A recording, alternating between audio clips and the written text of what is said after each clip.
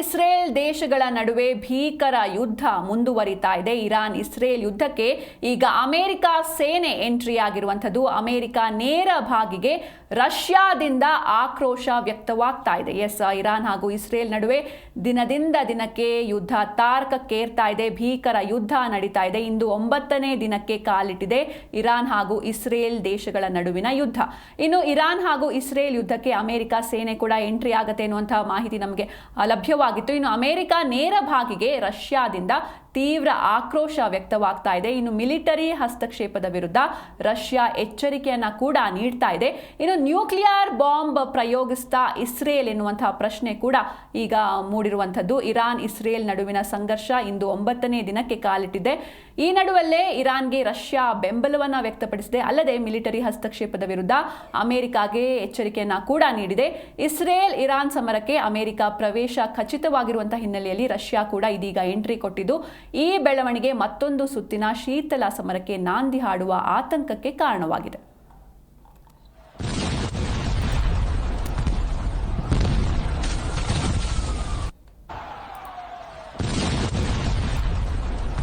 ಈ ಕುರಿತಂತೆ ಹೆಚ್ಚಿನ ಮಾಹಿತಿಯನ್ನು ನೀಡ್ತಾರೆ ನಮ್ಮ ಪ್ರತಿನಿಧಿ ಅನಂತ್ ರಾಮಯ್ಯ. ಅನಂತ್, ಇರಾನ್ ಹಾಗೂ ಇಸ್ರೇಲ್ ನಡುವೆ ಭೀಕರ ಯುದ್ಧ ನಡೀತಾ ಇದೆ. ಇಂದು 9ನೇ ದಿನಕ್ಕೆ ಕಾಲಿಟ್ಟಿರುವಂಥದ್ದು. ಈ ಮಧ್ಯೆ ಅಮೆರಿಕ ಸೇನೆ ಎಂಟ್ರಿ ಆಗುತ್ತೆ ಅನ್ನೋದು ಎಲ್ಲರಿಗೂ ತಿಳಿದಿರುವಂತಹ ವಿಷಯ. ಆದರೆ ಈ ವಿಷಯಕ್ಕೆ ರಷ್ಯಾದಿಂದ ತೀವ್ರ ಆಕ್ರೋಶ ವ್ಯಕ್ತವಾಗ್ತಾ ಇದೆ. ಏನಿದೆ ಹೆಚ್ಚಿನ ಡೀಟೇಲ್ಸ್? ಏನು ಸಿಂಚನ, ಈಗೇನು ಇರಾನ್ ಮತ್ತು ಇಸ್ರೇಲ್ ಯುದ್ಧ ಕಳೆದ 8 ದಿನಗಳಿಂದಲೂ ಕೂಡ ನಡೀತಾ ಇದೆ. ಈ ನಡುವೆ ಏನು ಅಮೆರಿಕ ಅಧ್ಯಕ್ಷ ಡೊನಾಲ್ಡ್ ಟ್ರಂಪ್ ಅವರು ಕೂಡ ಒಂದು ಸಂದೇಶವನ್ನು ಕೊಟ್ಟಿದ್ರು. ಇನ್ನ 2 ವಾರದ ನಂತರ ನನ್ನ ನಿರ್ಧಾರವನ್ನ ತಿಳಿಸ್ತೀನಿ ಅಂತ ಹೇಳ್ಬಿಟ್ಟು. ಆದ್ರೆ ಈಗ ಏನು ಪಾಕಿಸ್ತಾನದ ಸೇನೆಯ ಮುಖ್ಯಸ್ಥ ಭೇಟಿ ಆಸಿಫ್ ಮುನೀರ್ ಅವರು ನಂತರದ ಭೇಟಿ ನೀಡಿದ ನಂತರದಲ್ಲಿ ಏನು ಸದ್ಯಕ್ಕೆ ತಮ್ಮ ವರಸೆಯನ್ನ ಬದಲಾಯಿಸಿದ್ದಾರೆ ಅಂತಲೇ ಹೇಳ್ಬೋದು. ಆಸಿಫ್ ಮುನೀರ್ ಭೇಟಿಯಾದ ನಂತರ ಏನು ಸದ್ಯಕ್ಕೆ ಯಾವುದೇ ರೀತಿಯಾದಂತಹ ತೀರ್ಮಾನವನ್ನ ಆಗೋದಿಲ್ಲ ಅಂತ ಒಂದು ಸಂದೇಶವನ್ನು ಕೊಟ್ಟಿದ್ದಾರೆ. ಎಲ್ಲೋ ಒಂದ್ ಕಡೆ ಇರಾನ್ ಸದ್ಯಕ್ಕೆ ಇರಾನ್ ಮತ್ತು ಇಸ್ರೇಲ್ ಅನ್ನ ಒಂದ್ ರೀತಿಯಾಗಿ ಒಪ್ಪಂದಕ್ಕೆ ಸಹಿ ಆಗ್ಬೋದು, ಒಪ್ಪಂದ ಮಾಡ್ಕೊಂಡ್ರೆ ಒಳ್ಳೇದು ಅನ್ನೋ ಲೆಕ್ಕದಲ್ಲಿ ಈಗಾಗ್ಲೇ ಏನೋ ಒಂದು ಸಂದೇಶವನ್ನು ಕೂಡ ಕೊಟ್ಟಿದ್ದಾರೆ. ಈ ನಡುವೆ ಇನ್ನೂ ಕೂಡ ಇಸ್ರೇಲ್ ಮತ್ತೆ ಇರಾನ್ ಪರಸ್ಪರವಾಗಿರುವಂತಹ ಒಂದು ಮಿಸೈಲ್ ದಾಳಿ ಕೂಡ ಮುಂದುವರೆದಿದೆ.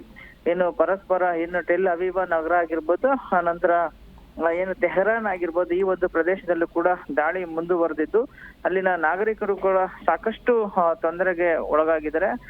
ಇದರ ನಡುವೆ ಅಮೆರಿಕ ಒಂದು ವೇಳೆ ಏನಾದ್ರೂ ಯುದ್ಧಕ್ಕೆ ಅಧಿಕೃತವಾಗಿ ಎಂಟ್ರಿ ಆದ್ರೆ ಅದಕ್ಕೆ ಪ್ರತ್ಯುತ್ತರವಾಗಿ ರಷ್ಯಾ ಕೂಡ ಒಂದು ರೀತಿಯಾದಂತಹ ಇರಾನ್ ಬೆಂಬಲಕ್ಕೆ ನಿಲ್ಬೇಕಾದಂತ ಸನ್ನಿವೇಶ ಬರ್ಬೋದು ಅಂತ ಹೇಳ್ಬಿಟ್ಟು ರಷ್ಯಾದ ಅಧ್ಯಕ್ಷ ಪುತಿನ್ ಅವರು ಕೂಡ ಹೇಳಿದ್ದಾರೆ. ಈಗ ಏನಾದ್ರೂ ಒಂದು ವೇಳೆ ಅಮೆರಿಕ ಇಸ್ರೇಲ್ ಪರವಾಗಿ ಬಂದ್ರೆ ಅಥವಾ ಅಮೆರಿಕ ಇಸ್ರೇಲ್ಗೆ ಏನಾದ್ರು ಈಗ ಆಲ್ರೆಡಿ ಸಪೋರ್ಟ್ ಮಾಡ್ತಿರುವಂತದ್ದು ಗೊತ್ತಾಗಿರುವಂತ ವಿಚಾರ. ಇದ್ರ ನಡುವೆ ಇಸ್ರೇಲ್ ಈಗಾಗಲೇ ಸಾಕಷ್ಟು ದಾಳಿಯನ್ನ ಮಾಡಿರೋದ್ರಿಂದಾಗಿ ಇಸ್ರೇಲ್ನ ವೆಪನ್ಸ್ ಗಳು ಕೂಡ ಖಾಲಿ ಆಗಿರುವಂತಹ ಒಂದು ಆತಂಕ ಕೂಡ ಎದುರಾಗಿದೆ. ಹೀಗಾಗಿ ಇಸ್ರೇಲ್ ಅಮೆರಿಕದತ್ತ ಮುಖ ಮಾಡ್ತಾ ಇದೆ. ಇನ್ನೊಂದು ಕಡೆ ಈ ರೀತಿಯಾಗಿ ಅಮೆರಿಕದ ಅಧ್ಯಕ್ಷರವರು ಕೂಡ ಒಂದ್ ರೀತಿ ಕಾದು ನೋಡುವಂತಹ ಒಂದು ತಂತ್ರವನ್ನ ಅನುಸರಿಸಿರುವಂತದ್ದು.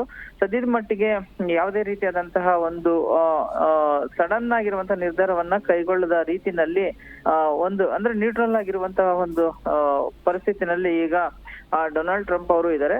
ಇನ್ನೊಂದು ಕಡೆ ಇರಾನ್ ಯಾವುದೇ ಕಾರಣಕ್ಕೂ ಕೂಡ ಕಾಂಪ್ರಮೈಸ್ ಅನ್ನೋದು ಪ್ರಶ್ನೆನೇ ಇಲ್ಲ ಅನ್ನೋ ಒಂದು ನಿಟ್ಟಿನಲ್ಲಿ ಇರಾನ್ ಕೂಡ ಒಂದು ಸಂದೇಶವನ್ನು ಕೊಟ್ಟಿದೆ.